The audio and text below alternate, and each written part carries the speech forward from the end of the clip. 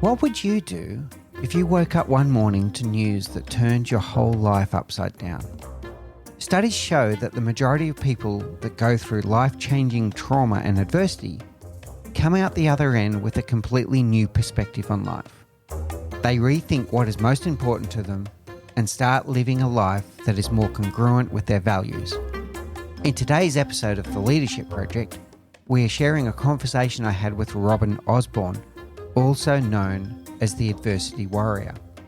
Robin has been through family, business and personal trauma that made her rethink her whole approach to life. She now specialises in helping others to bounce back from adversity and thrive.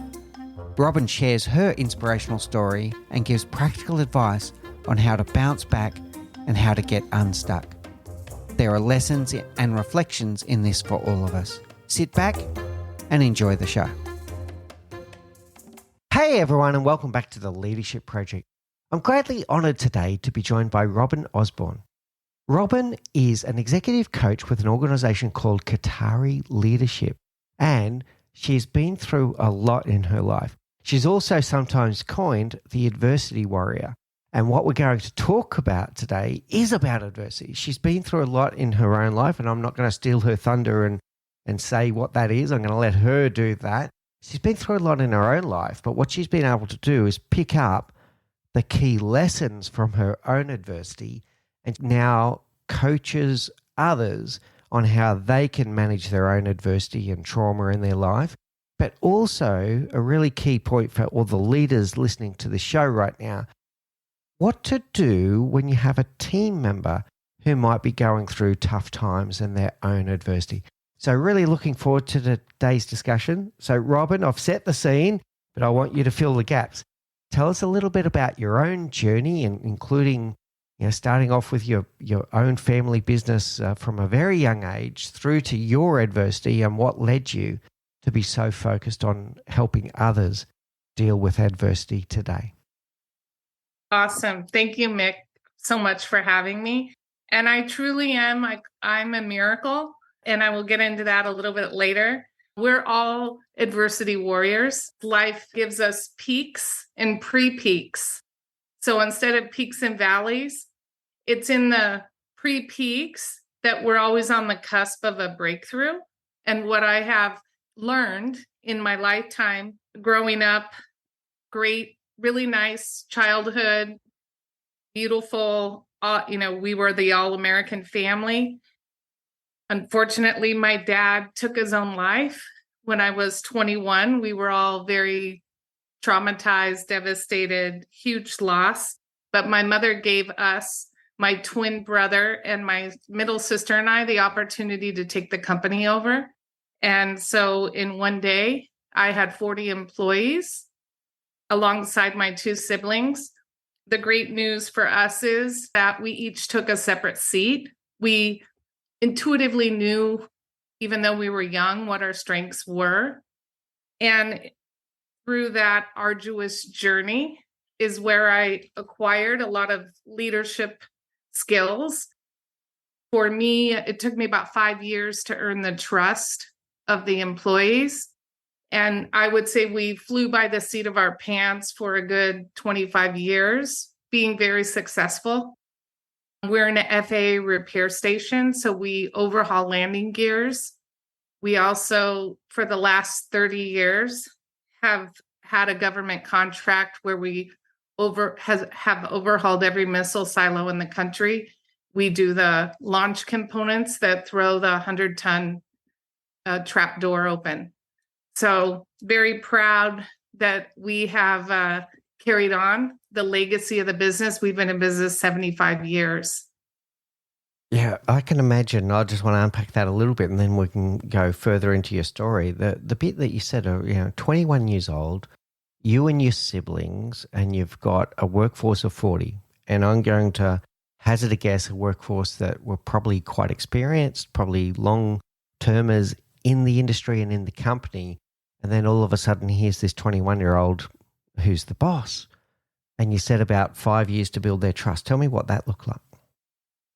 So building trust, first and foremost, I would say, was really being open, honest, and transparent. seeking to understand where they were because they had a lot more experience, but at the same time, really following through on conversations and changes, being open for insights. I knew every employee's name, who their children were. I really took the time to get to know them. I was always in the one-to-one meetings asking them, what could we do better? And so I found in communication, some of the conversations would be 25 years later when we really got stuck. What I call falling on the sword is, hey, I may have not have been showing up as the best leader, but today's a new day. And I want to tell you that we're here to really scale and grow the company. And we're in a leadership development program. So for me, I didn't have any tools about 25 years in. We did pretty good in the sense, we're a mom and pop shop, but I really needed to, in order to take the company to the next level, I needed help.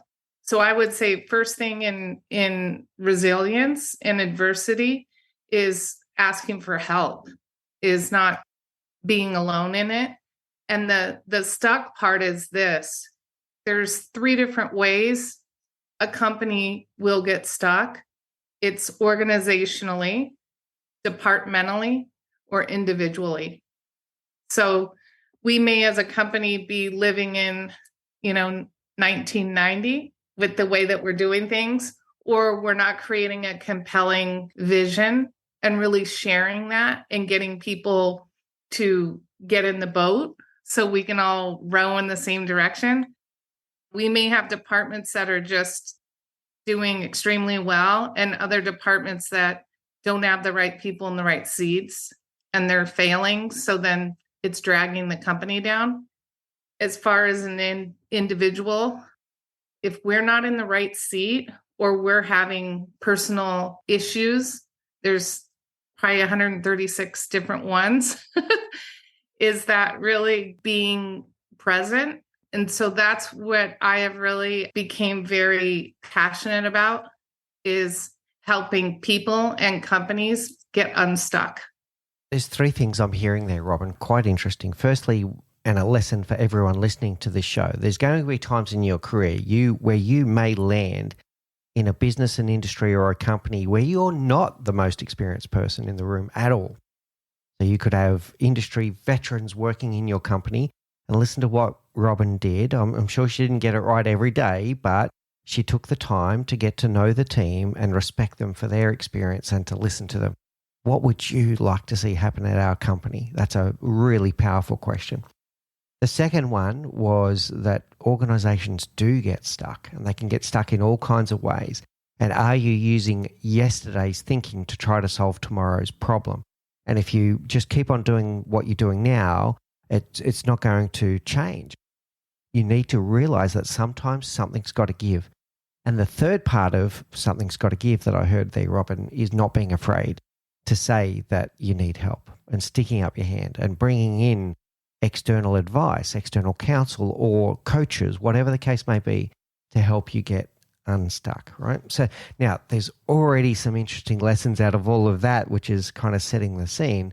Let's go back into your own personal story because, sorry to hear of the loss of your father at such a young age. That must have been very troubling for you and your siblings, certainly at that time. But that's not the end of the road for you. You've still got further adversity in your life. Tell us more about that. After overtaking the business so young, for 33 years, I was at the helm of the business. I would say 25 years in, I realized I didn't have the tools to take us to the next level. I read a book called Traction by Gino Wickman, based on creating an entrepreneurial operating system in your business. So I became certified through that discovery of the book. And I flew to Michigan, came back, implemented it in the company, and we doubled our revenue in 18 months, which was incredible. So once we had that type of next level success, I realized I wasn't in my God-given gift. I had a huge passion to go out and help people to create custom operating systems in their business. So I've been doing that for 9 years. And honestly, I really thought I had a free pass in life because I had, overcome this huge challenge. So we're in COVID, and I thought I was in depression. I had very low energy. Just everyone was struggling, let's face it. But for me, it became not instantly apparent, but the bottom line is this. I went to emergency 3 times. They kept telling me I was fine. The third time I said to the doctor, look, I'm a very strong woman. There's something seriously wrong with me, and scanned my head. So they found a baseball size benign brain tumor in my brain. And they said, it will take your life in the next couple of days. We need to go in for emergency surgery. And so what a shock to myself, my husband, my boys, I have a really tight family, a lot of close friends. So within 2 days, I literally said goodbye to everybody because they weren't sure if I was going to make it or if I'd ever speak again. So for me, the miracle of the story is 5-hour surgery. I woke up speaking, and I have completely changed or had a new knowing, inner knowing with my perspective in life. And so for me, being given the gift of life for the second time around has just been an incredible journey it took me a year to walk 1 mile, and I never said, why me?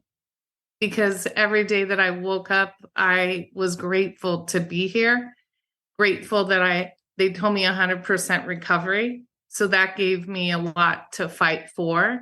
But the tools that I use in businesses are the same tools I used in my recovery to give me the tenacity, the purpose, that fight to get up every day. Thanks for sharing so openly with us, Robin. I'm so glad that you're with us, right? I'm literally with us. Yeah, I'm so glad that you're literally with us and you got through it and that you're able to share your story with others.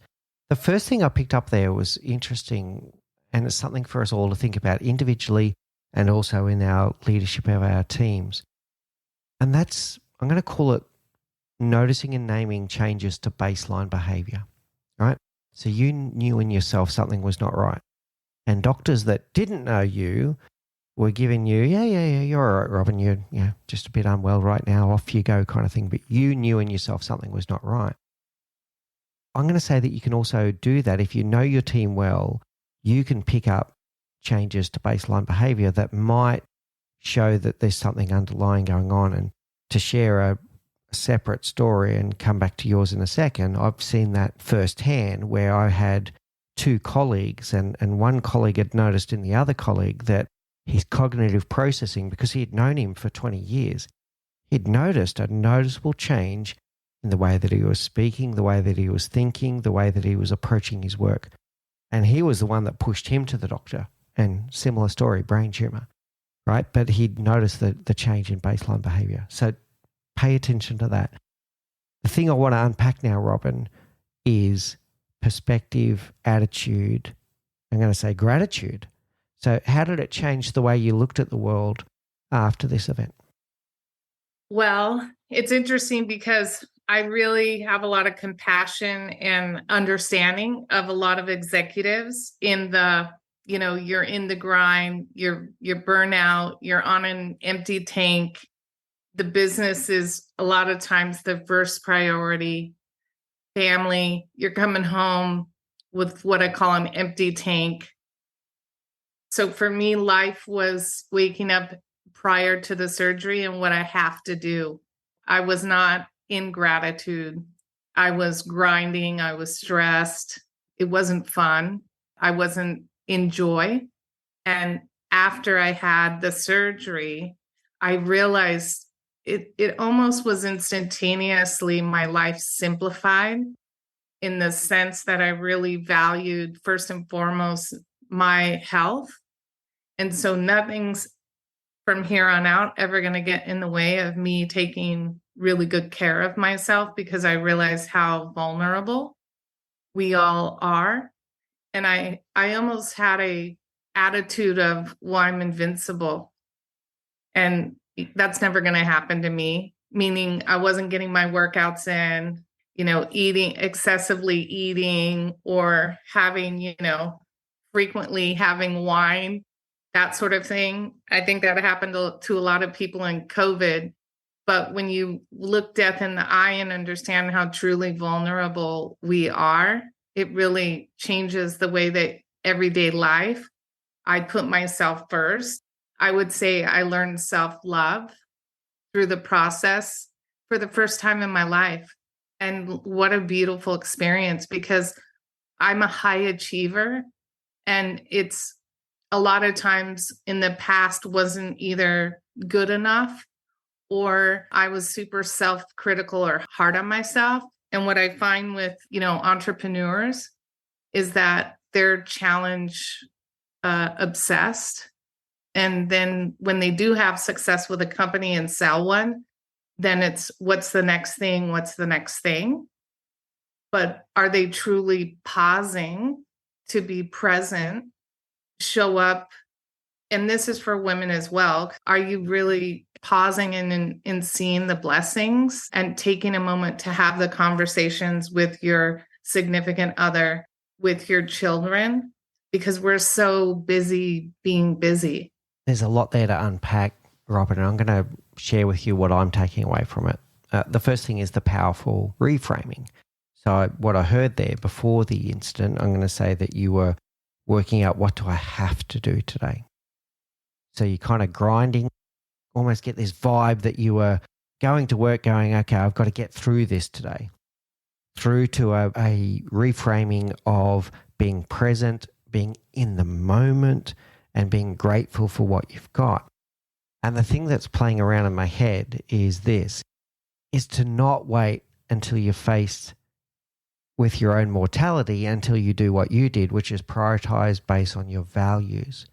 Prioritize your time based on your values and be present and grateful for what you've got. And a saying I want to throw at you and see what you think about this. We always talk about, ask people questions. If you had a time machine and you could go back in time, what would you change? And people are always looking to change something in their past that would improve their today. But what if we reframed that and said, well, what would you change today to improve your future? Love it. Hence your gym sessions, being present in the moment, enjoying every moment of life instead of waiting for the time machine to be invented. The time machine has been invented, and that's called being present in the moment right now and living your values so that your future self will thank you. How does that sit with you?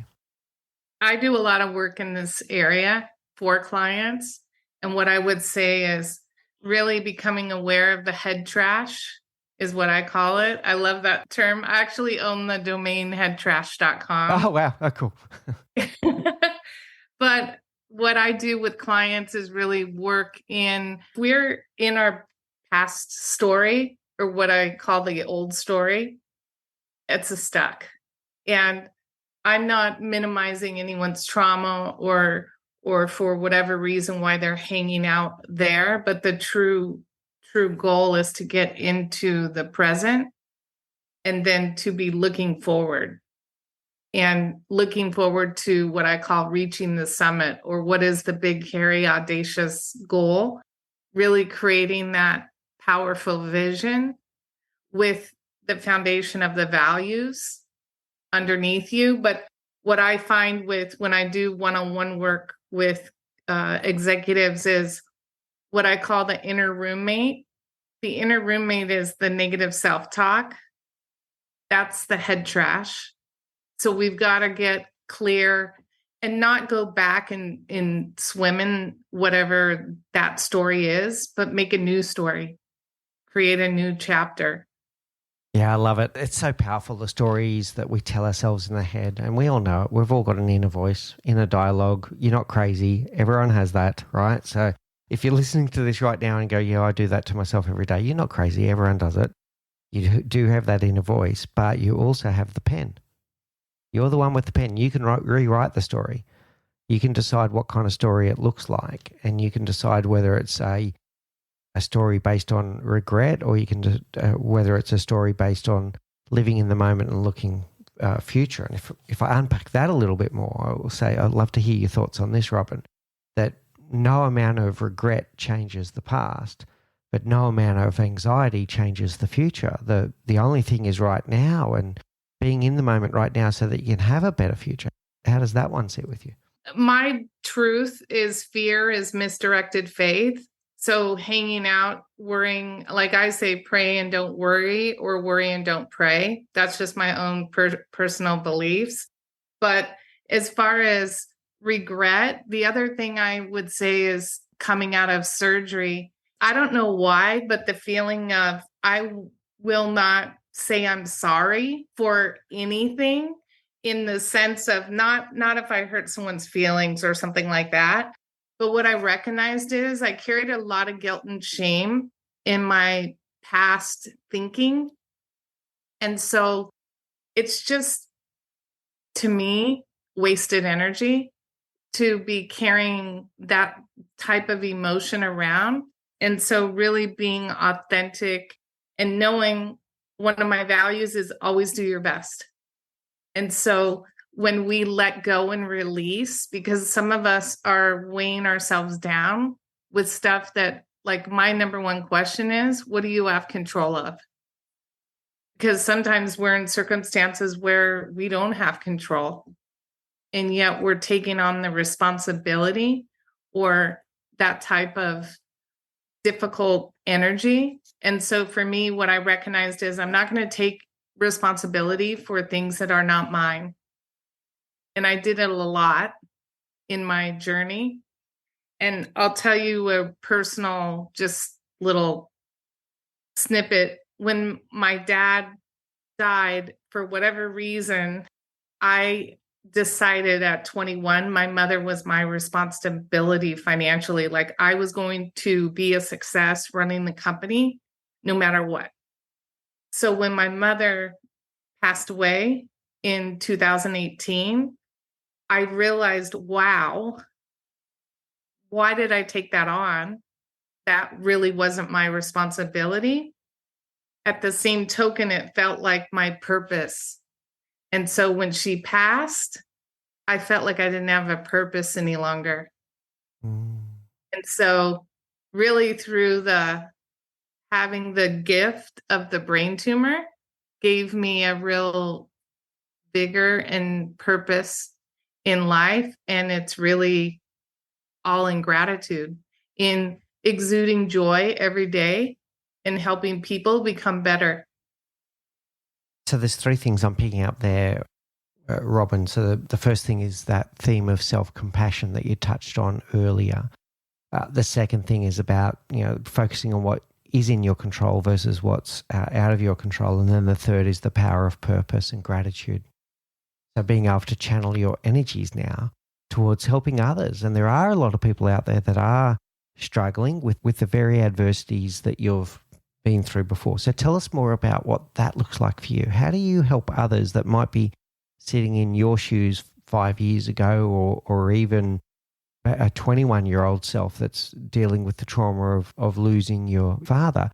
How do you now help others with that?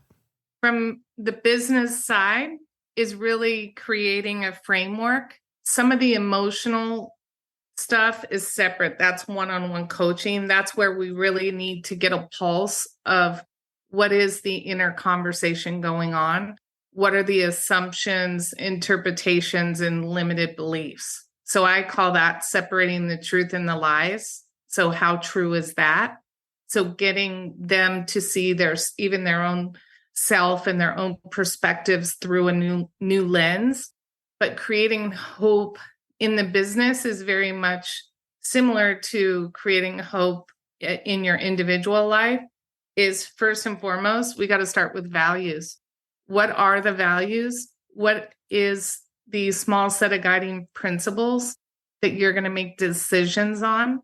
what I find in organizations that get stuck is they're not making decisions.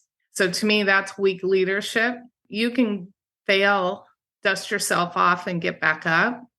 Communication is a big part of this process. I had to tell the emergency room doctors they were missing something. A lot of times in companies, you're not heard the first time. You need to repeat yourself often. So sometimes they need to hear it 7 times before you're actually going to get heard. And as far as on the personal journey, it really breaks down to the, like same tools. Like with my recovery process, I didn't want to go to physical therapy, but I knew not to sit in being a victim. I knew that I had to get up, do it anyway, and align in my values, which are be impeccable with your word. 1 month shy of 2 years, and I've worked intensely 5 days a week for the last 23 months. And I get to now have a very normal life. Lucky for me that I was, had a wonderful surgeon and team. But what I really want to unpack with clients is what is in the way, and let's get to the root of it. Sometimes there's blind spots. So having an outside coach, consultant come in that's truly been in the trenches and understands how not only difficult this is, but also just basic foundational tools to help them uncover it and discover what the blind spots are. There's 3 themes I'm picking up there, Robin, and they've got a constant thread through them that I'd like to unpack a little bit more. So the first one, when you're talking about a business that's stuck, can often be through indecisiveness. And here's the start of the theme. So what's holding them back? What is it that's holding them back from making those decisions? The second one was the mindset, and moving from a victim mindset of woe is me to a creator mindset of what can I do with where I am, with what I've got, what can I do that can best serve me right now? And the third part is that outside lens, empowering someone to help you see what everyone else sees, but you're not seeing. And once again, getting them to help you understand what's holding you back. So the constant theme, you mentioned the word fear before, and fear kills more dreams than failure ever did, but it's very debilitating.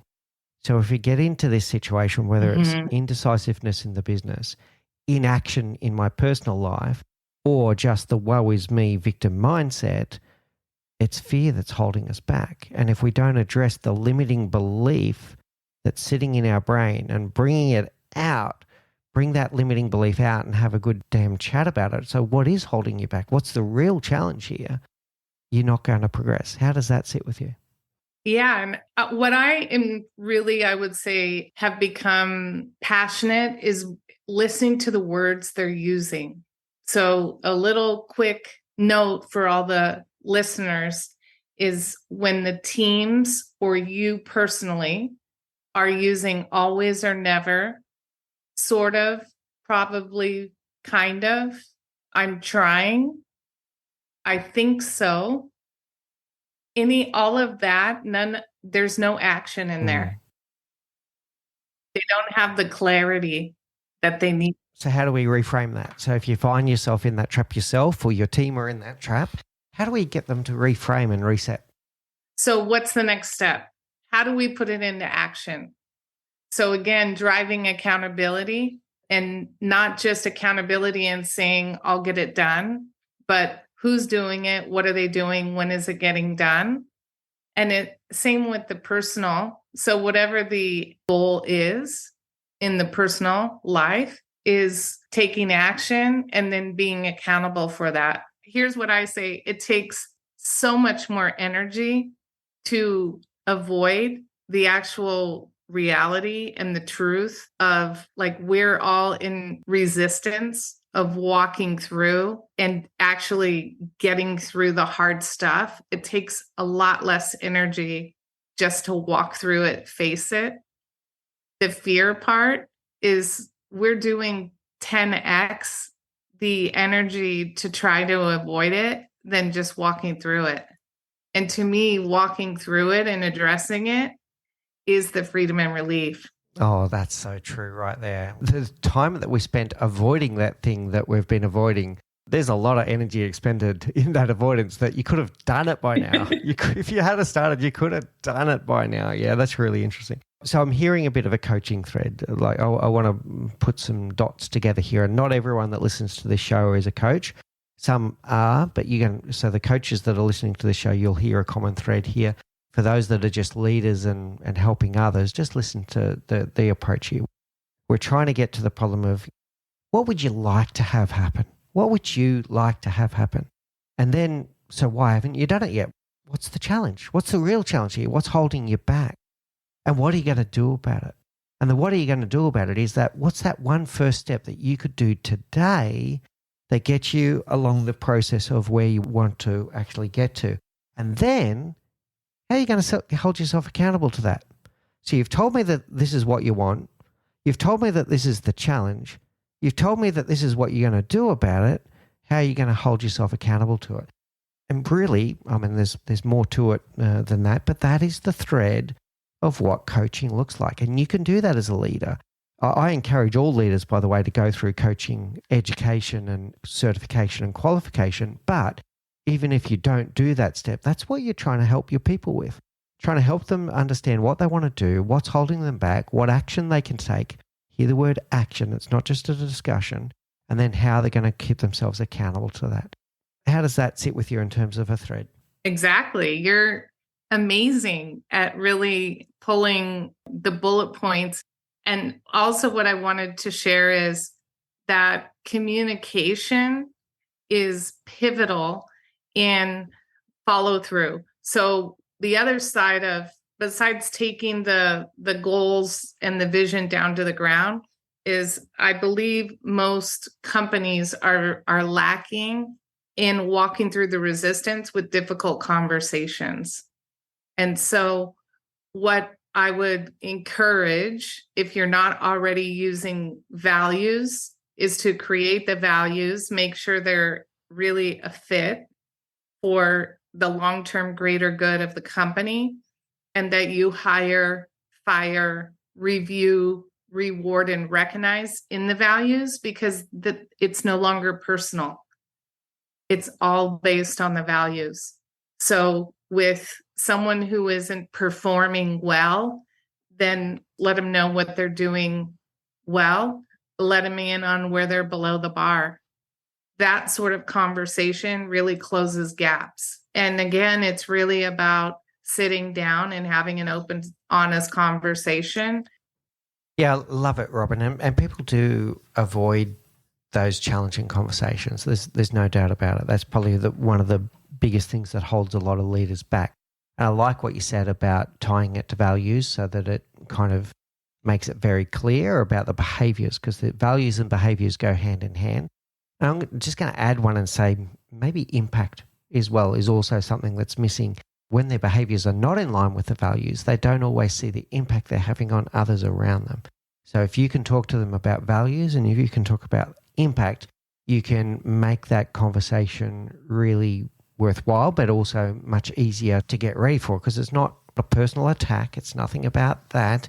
It's to get them to see, because they don't always see it themselves, get them to see when their behaviors are not congruent with the values of the team and the impact it's having on the people around them. Well, I missed one key component, and that is the leadership team needs to start with themselves. Yeah. Through my own journey, what I recognized is I wasn't leading by example. Looking in the mirror, I realized I'm not actually in alignment with my own company values. So the bottlenecks at the top of the bottle, we got to start with us and face the truth, the brutal facts, and starting to step into it as a leader and start with yourself first. And don't necessarily point the finger first until you've had that truthful conversation in the mirror with yourself.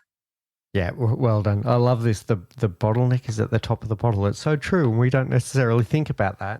And then, yeah, if you want to build a great culture, it definitely starts with role modeling those behaviors yourself. Yeah. All right, wonderful, Robin. I've really enjoyed today's conversation. I'd like to now take us to our rapid round. These are the same 4 questions that we ask all of our guests. So the first one is, what's the one thing you know now that you wish you knew? And I'm going to slightly tweak it for you. It's normally, what's the one thing you know now that you wish you knew when you were 20? For me, it's going to be, what's the one thing you know now that you wish you knew when you were 21 because of what happened to you in 21? Awesome. I love that. Love yourself. Self-love. Be president of your own fan club. All right, very good. I love it. What's your favorite book?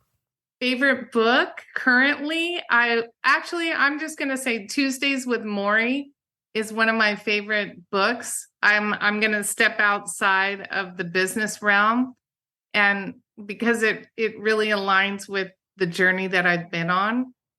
And it's by Mitch Albom, and there's a great life story there when things are going so fast, and a professor is talking to a past student and realize he's at the end of his life, and they're reflecting back. And it's really eye-opening for the student that's now a man that has a family. And so that's my favorite book. Yeah, very nice. What's your favorite quote? Favorite quote? You can't change what you tolerate. Yes, yeah, very, very good. Because tolerance is the same as acceptance, and or in some cases even endorsement. So yeah, very good. Okay.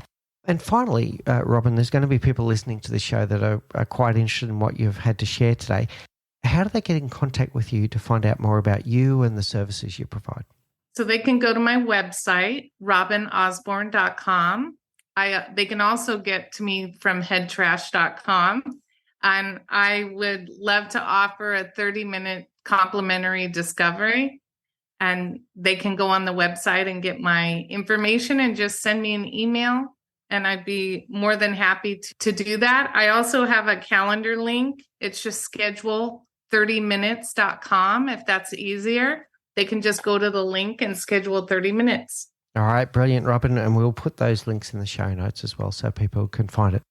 Thank you very much for sharing yourself with us today, sharing your journey, sharing the life lessons that you've learned, but also how you're helping others to also deal with inaction, deal with indecisiveness, deal with things in their lives that they can live in the present and look forward and deal with adversity. Thank you so much.